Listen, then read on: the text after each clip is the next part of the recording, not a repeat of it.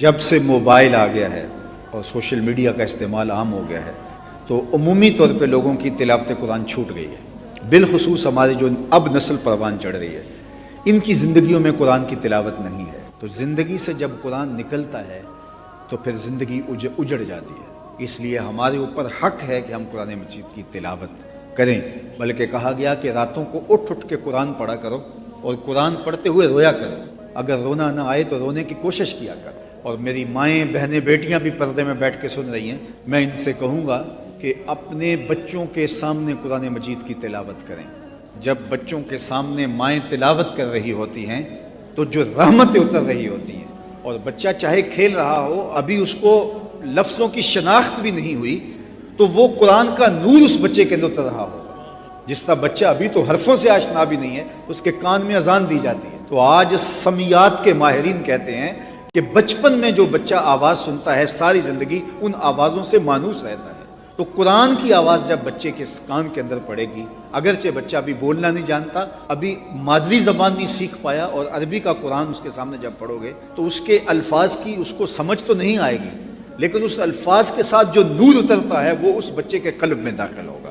اور اگر ماں کو پتہ چل جائے کہ بیٹے کے سینے میں کتنی روشنی اتر رہی ہے میرے اس قرآن پڑھنے سے، تو وہ ماں جو ہے وہ 24 گھنٹے قرآن ہی پڑھتی رہے۔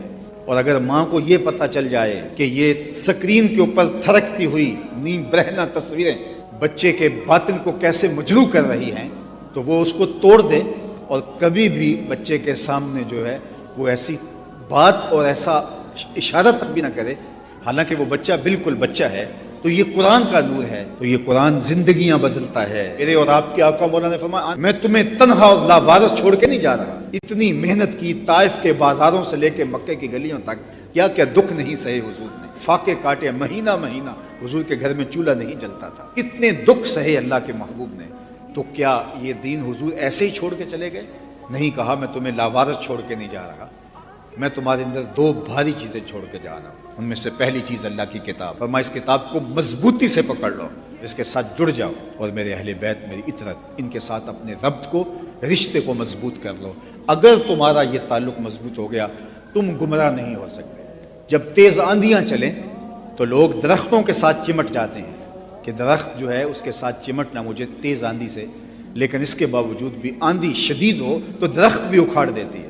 لیکن یہ وہ شجر رحمت ہے قرآن، فتنے کی تیز آندیاں ہوں، جو اس قرآن سے جڑ گیا اس کے ایمان کی بھی حفاظت ہوگی، اس کے دین کی بھی حفاظت ہوگی۔ تو ہمیں اس کتاب کے ساتھ جڑنا سکھایا گیا ہے۔